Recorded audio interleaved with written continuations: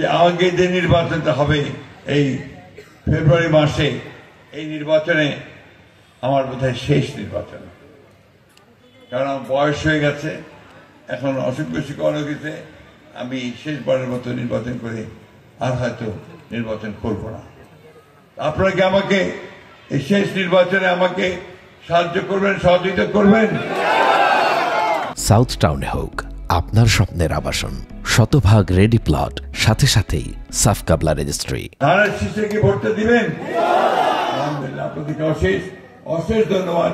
আর আমি এইটুকু আপনাদেরকে কথা দিতে পারি যে আমি যতদিন বেঁচে আছি আপনাদের সঙ্গে অতীত যেমন ছিলাম, ভবিষ্যতেও তেমন থাকবো।